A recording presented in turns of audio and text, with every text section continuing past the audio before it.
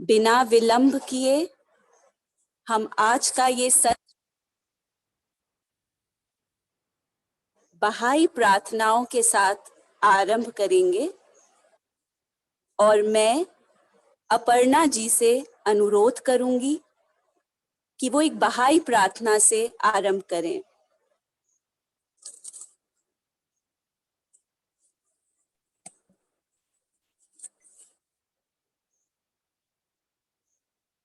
हे स्वामी, तेरा सुयश बढ़े। प्रत्येक स्थान पर अंधेरा छा गया है और प्रत्येक राष्ट्र को शैतानी शक्तियों ने घेर लिया है। उन्हीं के द्वारा मैं तेरी बुद्धि के चमत्कारों को देखता हूँ और तेरी दिव्य परिधि के प्रकाश की ज्योति को समझता हूँ। जो तुझसे पर्दा करते हैं वे समझते हैं कि वे तेरी ज्योति को बुझा सकते हैं, तेरी अग्नि को शांत कर सकते हैं तथा तेरी कृपा के समीरों को रोक सकते हैं। मैं साक्षी हूँ कि वे वैसा नहीं कर सकते। यदि प्रत्येक दुख तेरे ज्ञान का वाहक और प्रत्येक परीक्षा तेरी दिव्य शक्ति की परिचायक ना बनाई गई होती तो हमारा विरोध करने की हिम्मत किसी को भी ना होती। चाहे स्वर्ग तथा पृथ्वी की संपूर्ण शक्तियां ही हमारे विरोध में क्यों ना उठ खड़ी होती। यदि मैं तेरे ज्ञान के अद्भुत रहस्यों को प्रकट कर दूं तो तेरे सभी शत्रु शक्तिहीन हो जाएंगे। हे मेरे प्रभु, तेरा सुयश बढ़े। तेरे महानतम नाम के द्वारा मैं तेरी प्रार्थना करता हूँ कि अपने सभी प्रेमियों को उस महान विधान के चारों ओर एकत्रित कर जो तेरी सर्वोच्च इच्छा से जनित है और उनके लिए वही भेज जो उनके हृदयों में विश्वास पैदा कर सके। तू जैसा चाहे वैसा कर सकने में समर्थ है। तू संकट मोचन सर्वव्यापी है।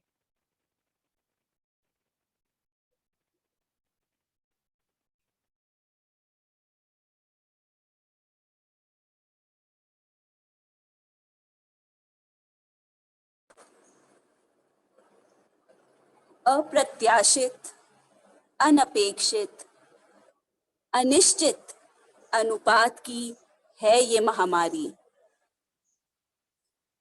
तो मित्रों, आज का ये विषय अभी सबसे प्रचलित विषयों में से है और बहुत ही चिंताजनक भी है, ब्लैक फंगस। और आज के इस समकालीन विश्व में दोस्तों, हम जानते हैं कि लंबे समय से एक महामारी अपेक्षित थी, लेकिन इस महामारी के लिए बहुत ही कम तैयारियां की गई। अब जिसके न जाने और कितने विनाशकारी आयाम हैं। इस खास विषय पर प्रकाश डालने के लिए आज हमारे बीच हमारे मुख्य अतिथि हैं डॉक्टर सीना मोतलबी, जो हमें इसके बारे में बताएंगे।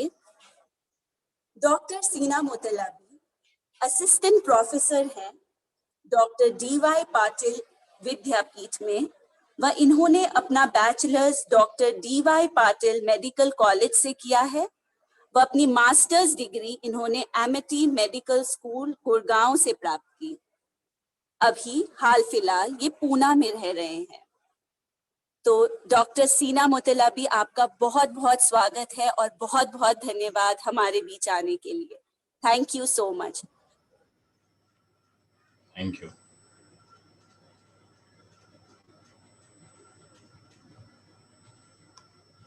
थैंक यू मित्रों, थैंक यू इस अपॉर्चुनिटी के लिए। बहुत ही विवेकपूर्ण निर्णय है मेरे ख्याल से जयपुर के बहाइयों की स्थानीय आध्यात्मिक सभा की तरफ से एक ऐसी सभा का आयोजन करना। जी बिल्कुल, जैसे प्रिय मित्र सहार जी ने कहा कि महामारी तो चली रही थी, अब ये भी एक तकलीफ आ गई है और पूरी देश की मेडिकल फ्रेटर्निटी चिंतित है इस फंगस को लेकर। मैं संक्षिप्त में मित्रों आपको थोड़ा सा इसके बारे में जानकारी देने की कोशिश करूंगा। ये एक तरह से ये कोई नया फंगस नहीं है। ये ऐसा नहीं है कि हमारे पास कोविड नहीं था अब कोविड है। ये फंगस हमेशा से रहा है, मगर जो कोविड से संक्रमित हो रहे हैं मरीज, और जो कोविड को ठीक करने के लिए जिस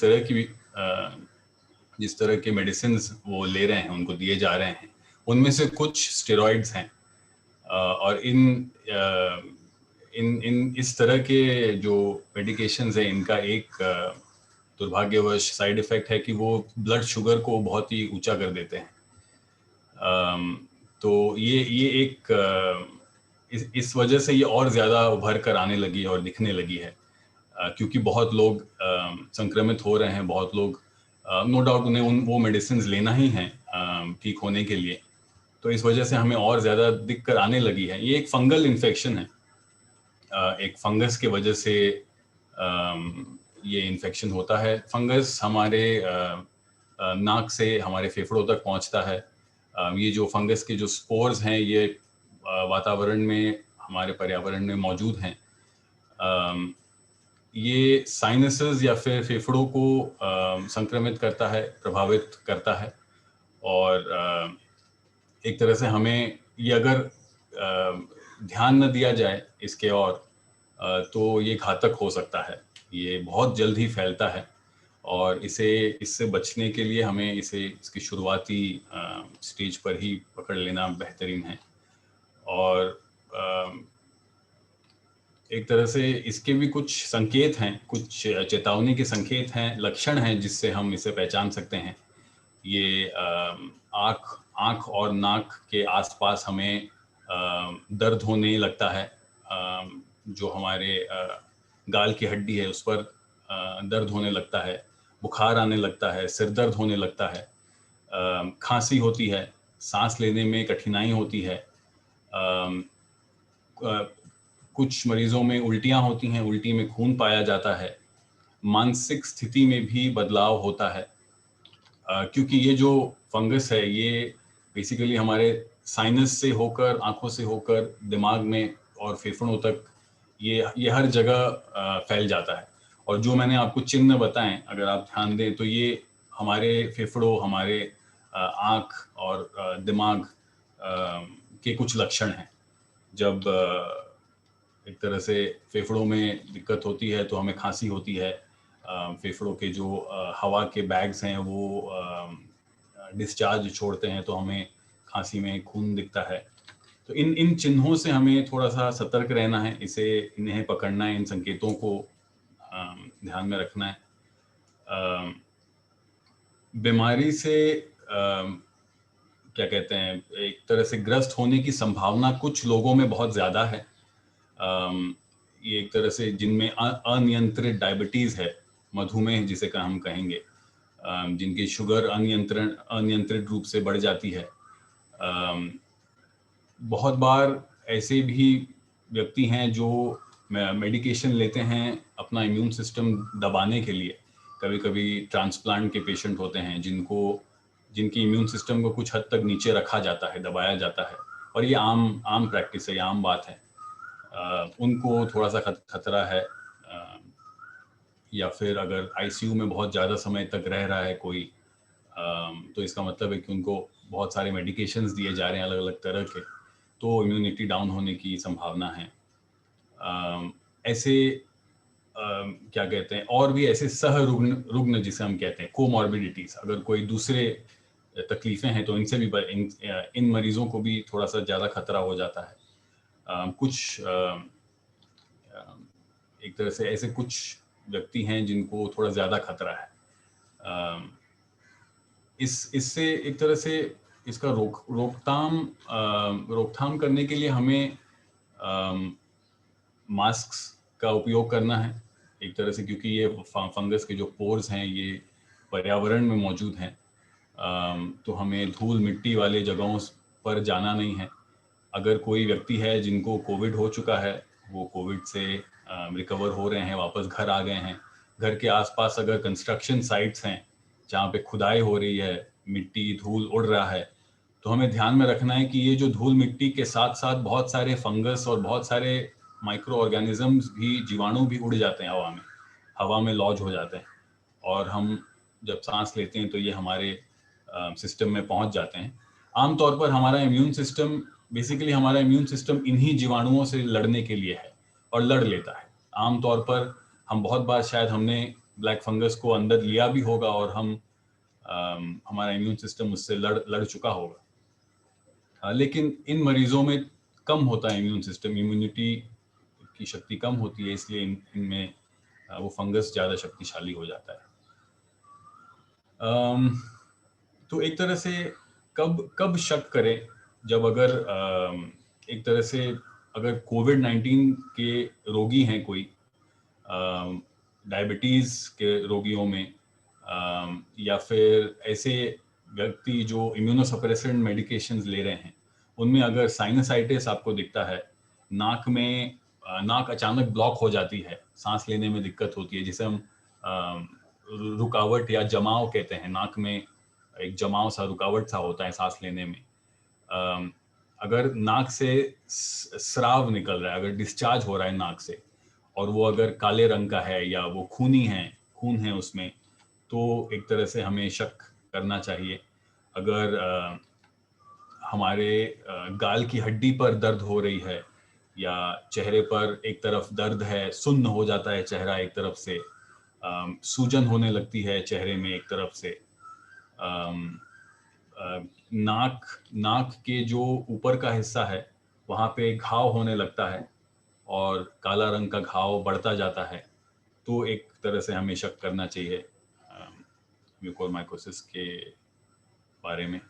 दांत में अगर दर्द होती है और अगर दांत अचानक हिलने लग रहे हैं, एक से ज़्यादा दांत हिल रहे हैं, जबड़े में दिक्कत हो रही है, दर्द हो रही है, त्वचा पर घाव आ रही है, बुखार हो रहा है, दर्द के साथ साथ धुंधला भी दिखने लग रहा है, क्योंकि ये वायरस आंखों के पीछे से होकर दिमाग तक पहुंचती है, तो हमारी जो आंखों से जो सिग्नल को हमारे ब्रेन तक ले जाती है, वो नर्व, वो भी अफेक्ट हो जाती है, तो धुंधलापन भी आने लगता है। तब हमें शक करना चाहिए अगर धुंधली दिखने लग रही है। छाती में दर्द हो रही है, अगर खांसी आ रही है, एक तरह से बहाव आ रहे हैं हमारे खांसी में, तो हमें ध्यान रखना होगा। सांस लेने में दिक्कत हो रही है तो इसका ध्यान रखना होगा। कोविड की वजह से भी सांस लेने में दिक्कत होती है, लेकिन कोविड से रिकवर होकर भी अगर सांस में और फेफड़ों में तकलीफ हो रही है, तो इन चिन्हों का हमें थोड़ा सा, इन संकेतों को हमें ध्यान में रखना होगा। ज़रूरी नहीं कि हर बार ब्लैक फंगस ही हो, खांसी को ठीक होने में थोड़ा टाइम लगता है, लेकिन अगर खांसी में खून है या नाक के बहाव में काले धब्बे हैं, तो हमें थोड़ा सतर्क रहना पड़ सकता है। मित्रों, मैं ये सब बताते बताते आपको डराना नहीं चाहता। ये एक बीमारी है जिसका इलाज है। हाँ, ये एक हद से जब बढ़ जाती है तो एक तरह से बहुत अग्रेसिवली इसे ट्रीट करना पड़ता है, लेकिन शुरुआती स्टेज पर ये किसी भी और फंगल इन्फेक्शन की तरह ही हैंडल किया जा सकता है। तो क्या कर सकते हैं एक तरह से इससे बचने के लिए, बचाव के लिए? आप अपना ब्लड शुगर, अगर डायबिटीज़ है आपको, तो ब्लड शुगर को कंट्रोल में रखें किसी भी हालत में। अगर आप चाहे आपको खाने में सख्ती बरतनी हो, या आपको एक्सरसाइज करना हो, लाइफस्टाइल में आपको सुधार लाना हो, इन सब से अगर काम नहीं बनता, अगर मेडिकेशन लेना हो, इंसुलिन लेना हो, तो आप लें। अगर आप नॉर्मल व्यक्ति हैं एक तरह से, और आपको हाई शुगर होता है, जो कि हो सकता है स्टेरॉइड्स लेने पर, जिनको ज़िंदगी में कभी डायबिटीज़ नहीं है, या जिनके परिवार में किसी को डायबिटीज़ नहीं है, उनका भी ब्लड शुगर लेवल हाई हो सकता है स्टेरॉइड्स की वजह से। उनको भी ध्यान रखना होगा। स्टेरॉइड्स को जिस तरह से आपके डॉक्टर कह रहे हैं, उसी तरह से आप कम कीजिए। स्टेरॉइड मेडिकेशन एक बार शुरू किया जाता है तो उसे इंस्टेंटली बंद नहीं किया जा सकता। आज आप स्टेरॉइड ले रहे हैं, कल आप नहीं लेंगे, ऐसा नहीं है। स्टेरॉइड्स को 4 हफ्ते, 8 हफ्ते के स्टेप्स में घटाया जाता है। धीरे धीरे स्टेरॉइड से आपको हटाया जाता है। तो उस स्टेप्स को फॉलो करें। अगर आपके डॉक्टर कहते हैं कि आज आप 1 गोली लें, अगले हफ्ते आप आधी गोली लें, उसके अगले हफ्ते आप दूसरे पावर की गोली लें, तो आप उस बात को मानें और ध्यान दें उस पर।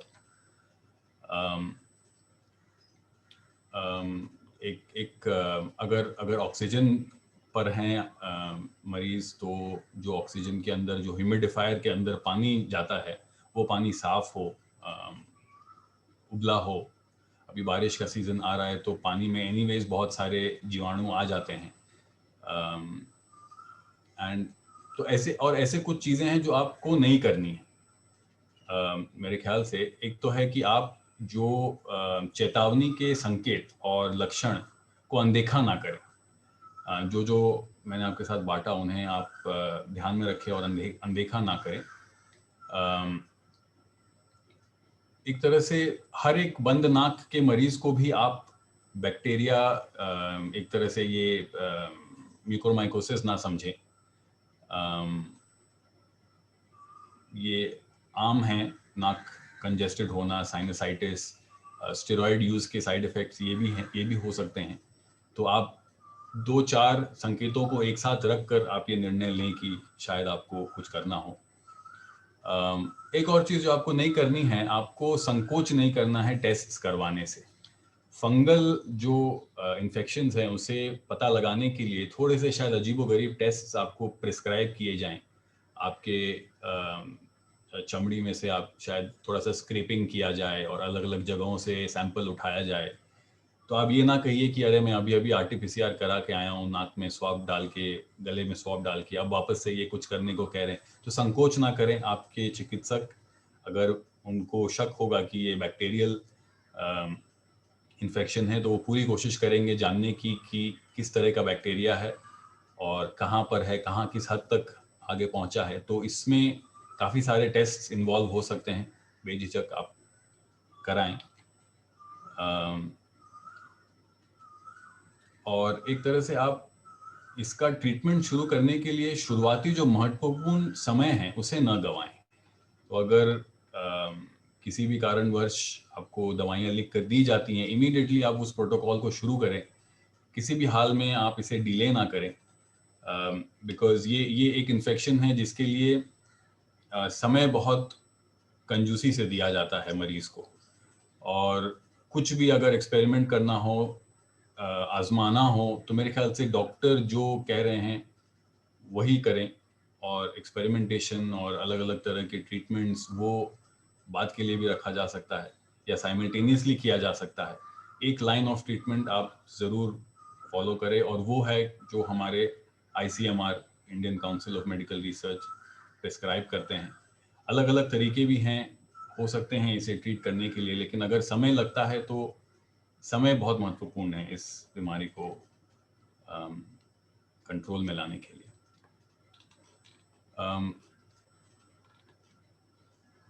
कैसे संभालना है इसे, एक तरह से इसके अलग अलग ट्रीटमेंट प्रोटोकॉल्स हैं। आपके चिकित्सक आपको कहेंगे कि आपका शुगर लेवल कंट्रोल कीजिए, शुगर की वजह से खून एसिडिक हो जाता है, उसे कंट्रोल कीजिए, कीटो एसिडोसिस कहेंगे उसे।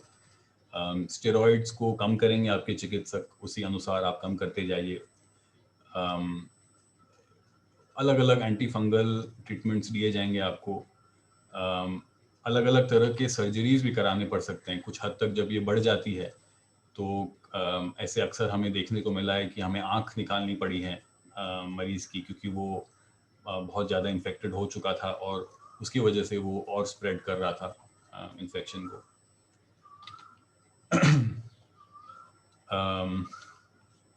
ये जो तकलीफ है, जो बीमारी है, इसे एक टीम की तरह काम किया जाता है। एक हॉस्पिटल में अगर आप म्यूकोरमाइकोसिस के केसेस को देखेंगे तो माइक्रोबायोलॉजिस्ट होते हैं, आंतरिक चिकित्सा विशेषज्ञ होते हैं, इंटरनल मेडिसिन स्पेशलिस्ट, इंटेंसिविस्ट होते हैं, न्यूरोलॉजिस्ट होते हैं, ENT के स्पेशलिस्ट होते हैं, ऑफ्थाल्मोलॉजिस्ट होते हैं, डेंटिस्ट, सर्जन्स, बायोकेमिस्ट्री के एक्सपर्ट्स। ये सारे एक टीम के तौर पर म्यूकोरमाइकोसिस को हैंडल करते हैं। तो जब हॉस्पिटल्स में आप जाएंगे तो घबराइए मत, शायद आपके पास एक डेंटिस्ट आ जाए, शायद आपके पास एक न्यूरोलॉजिस्ट आए। तो ये आप जाने कि ये एक टीम में कार्य करते हैं और ये ज़रूरी है, क्योंकि ये फंगस फैल जाता है और हर एक सिस्टम को अपने चपेट में ले लेता है। तो नाक से लेकर आँखों तक, फेफड़ों तक, आपके नर्व्स तक, ये सारे इसके चपेट में धीरे धीरे आने लगते हैं। जी, और मेरे ख्याल से कुछ अगर आप ध्यान रखें कि अगर स्वच्छता बरतें, आप ध्यान रखें। अगर आप धूल मिट्टी के संपर्क में आ रहे हैं आपके मरीज, इवन हमारे घर के गार्डन में आपको ये वायरस, ये मोल्ड मिल सकता है। अगर आप गार्डनिंग करते हैं, अगर आपके मरीज को गार्डनिंग करने का शौक है, वो ठीक होकर वापस आ रहे हैं, करना चाहते हैं, करें, लेकिन बहुत ध्यान रख कर, ग्लव्स पहनकर, क्योंकि यूजुअली कोविड-19 का जो ट्रीटमेंट प्रोटोकॉल है उसमें स्टेरॉइड्स शामिल हैं और उसकी वजह से इम्यून सिस्टम कॉम्प्रोमाइज रहती है कुछ दिनों तक। यस मित्रों, मुझे 10 मिनट का समय दिया गया है एंड मैं उससे ज़्यादा लेना नहीं चाहूँगा, लेकिन ये समय जो है एक तरह से हमें ये कोविड-19 का जो महामारी है हमें ये बताया है कि कैसे हम एक परिवार की तरह है मानव जाति। अब हम अलग अलग अप्रोच नहीं कर सकते, तो हमारे ट्रीटमेंट में भी हम देख रहे हैं कैसे एक फंगस को इतने डॉक्टर्स की टीम रोकने की कोशिश करती है, इस पर काम करती है। हमारा शरीर ही ऐसा है। बहाई लेखों में कहा गया है कि मानव समाज भी एक मानव शरीर जैसा है, एक दूसरे से जुड़ा हुआ है और एक तरह से हर एक अंग को जब तकलीफ पहुंचती है तो दूसरे अंग उसको ठीक करने की प्रयास करते हैं। ये महामारी के समय में भी आपका अप्रोच मल्टी डायमेंशनल होना चाहिए। हम सिर्फ मेडिसिन पर डिपेंड नहीं कर सकते हैं। जब हम ठीक हैं, जब हेल्दी हैं, तो हमें कुछ चीज़ें अगर हम अपनी शेड्यूल में डाल लें, जोड़ लें, जैसे कि मेडिटेशन, एक्सरसाइज करना, एक तरह से स्वस्थ खाना खाना, थोड़ा सा न्यूज़ और मीडिया से आप कंट्रोल में रहिए, इन द सेंस हमें अपना मेंटल स्टेट स्टेबल रखना है, शांत रखना है, काम रखना है और जिस तरह का न्यूज़ आपको चाहिए आप जाकर वही देखिए, वही चुन कर देखिए और वापस आ जाइए। अपना फ़ोन या अपना टीवी बंद कर लीजिए। अगर आपको जानना है कि कोविड के कितने आंकड़े हैं तो आप जाकर वही आंकड़े देखिए और बस आ जाइए, क्योंकि वरना हमारे दिमाग को उथल-पुथल करने के लिए बहुत तरह के न्यूज़ हैं, बहुत तरह के गलत ऑल्सो इंफॉर्मेशन बांटे जाते हैं। तो मन को शांत रखिए, प्रार्थनाएं कीजिए, क्योंकि एक तरह से प्रार्थनाओं का भी बहुत असर होता है हमारे मन को शांत रखने में, और शांत मन का सीधा असर होता है हमारे शरीर पर। ये दोनों बहुत करीबी तरीके से जुड़े हुए हैं। जी मित्रों, मैं ज्यादा सुना, 2-3 सवाल थे एक्चुअली लोगों के पर। जी हाँ जी। एक सवाल था कि क्या ये कम्युनिकेबल डिजीज है, दूसरा क्या वैक्सीनेशन से ब्लैक फंगस आ सकती है, और तीसरा कोविड पेशेंट को ठीक होने के कितने दिन तक ध्यान रखना होगा। तो ये 3 सवालों के जवाब दीजिए, क्या कम्युनिकेबल है और कितने दिन तक रहेगा। अनुज, एक क्वेश्चन और है, सॉरी, इसका ट्रीटमेंट कितना मतलब ज्यादा एक्सपेंसिव है, यही पूछ रहा हूँ। जी, तो ये कम्युनिकेबल नहीं है। अगर एक व्यक्ति को ये फंगस हो जाता है तो उस व्यक्ति से आपको नहीं होगा, मगर ये जो फंगल स्पोर्स हैं, ये जो जीवाणु हैं, ये हवा में मौजूद है, तो कोई भी सांस लेकर इससे ग्रसित हो सकता है, मगर ये कम्युनिकेबल नहीं है। वैक्सीन के वजह से ब्लैक फंगस होना ये नहीं है। ये मेरे ख्याल से इस बात को सपोर्ट करने के लिए कोई स्टडी नहीं है, कोई रिसर्च नहीं है। वैक्सीन आप पहली फुर्सत में लें, जब भी आपको उपलब्ध हो, जब भी आपको मिले, आप वैक्सीन लें और कोविड से बचें, क्योंकि कोविड होकर जब हम ट्रीट होते हैं कोविड के लिए तो ये ब्लैक फंगस होता है। तो एक तरीके से कोविड से बचना हमारा पहला फोकस है। एंड देन कोविड के मरीजों को ऑलमोस्ट लगभग 30 दिन लगते हैं इम्यूनिटी वापस आने के लिए, नॉर्मलाइज होने के लिए। उनके एक तरह से बाय डिफॉल्ट शरीर लड़ने लगता है उनका। एंड मेरे ख्याल से एक्सपेंसिव कितना है डिपेंड करता है किस हद तक आगे बढ़ चुका है ये डिजीज। अगर शुरुआती स्तर पर हो तो आपको एंटी फंगल मेडिकेशंस कम डोजेस में दिए जाते हैं, कम स्तर पर दिया जाता है। अगर कुछ हद से बढ़ गया हो तो आपको इंट्रावेनस देना पड़ता है, तो उसमें कुछ एडिशनल खर्चे आते हैं, उसमें और जो एंटीबायोटिक्स वगैरह जुड़ जाते हैं। कभी कभी वो इस हद तक बढ़ जाता है कि सर्जरी की ज़रूरत होती है, आंखों को निकालना पड़ता है, उसमें फिर और एडिशनल थोड़े से एक्सपेंसेस होते हैं। तो डिपेंड करता है कि आपने किस स्तर पर इस बीमारी को पकड़ा है।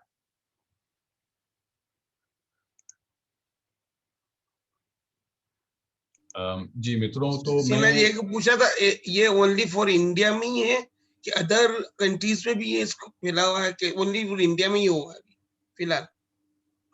फिलहाल तो जो सुनने में आ रहा है, इंडिया में काफी ज्यादा दिख रहे हैं केसेस। वैसे ये है, ये फंगस सभी सभी जगह पर है। बेसिकली ये मिट्टी में, धूल मिट्टी में रहते हैं, और इसका जो इफेक्ट है, ये पहली बार नहीं है जो हमें दिख रहा है। इनफैक्ट क्या कहते हैं, अमेरिका के सेंटर ऑफ डिजीज कंट्रोल ने भी बहुत डिटेल में म्यूकोरमाइकोसिस के बारे में कहा है और उसके ट्रीटमेंट प्रोटोकॉल्स के बारे में कहा है। ठीक उसी तरह जैसे हमारी मेडिकल काउंसिल कहती है, Indian council of medical research जिस तरह से कहती है, तो लगभग सभी देशों में ये है।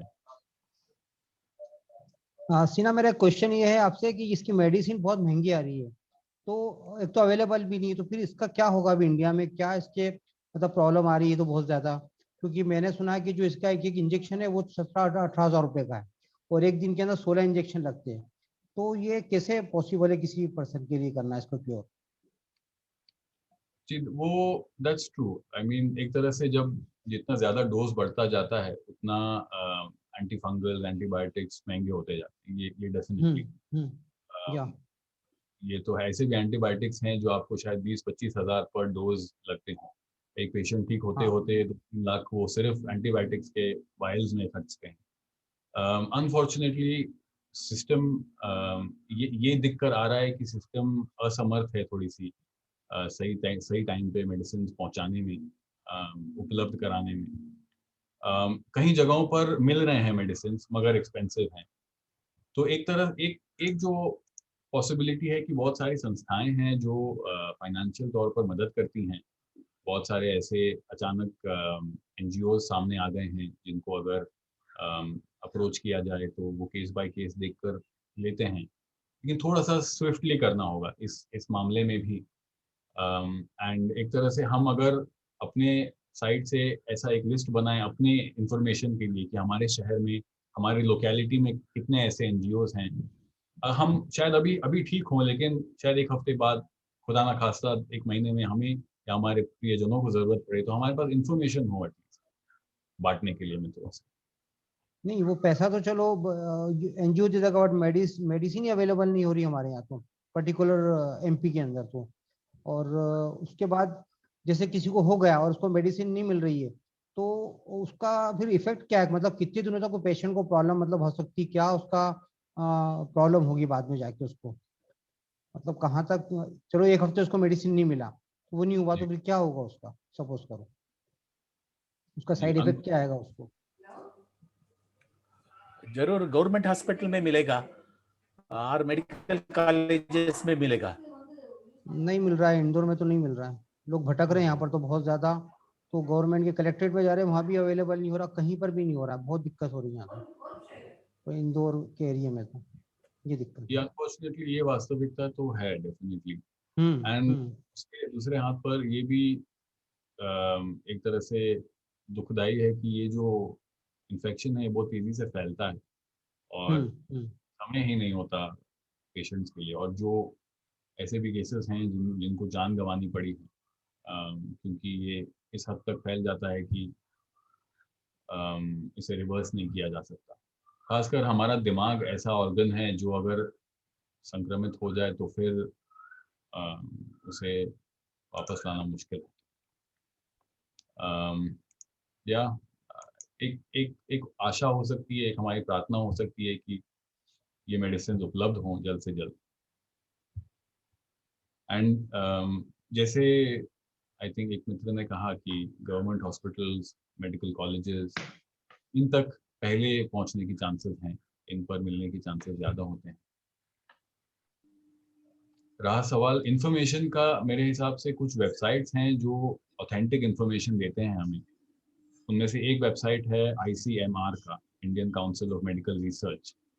ये जो वेबसाइट है, यहाँ पे आपको लेटेस्ट गवर्नमेंट की तरफ से जो रिसर्च की गई हैं, ट्रीटमेंट प्रोटोकॉल्स, सिम्टम्स, ये सारे चीज़ों की जानकारी आपको ऑथेंटिक यहाँ से मिलेंगी। जो जिस चीज़ के बारे में उनके पास इंफॉर्मेशन नहीं होती है, वो यहाँ पर नहीं बांटते हैं। तो एम्स ये एम्स में, oh sorry, एम्स में that tele ophthalmology department, they have a contact to give all information. LV Prasad Eye Hospital, yes, Bangalore Shankar Netralaya, I mean Bangalore, there are few institutions, they have that reckoner or tele ophthalmology consultation about this. Yes, बिल्कुल। There are these, Narayan Netralaya in Bangalore, they have a reckoner. yes, yes.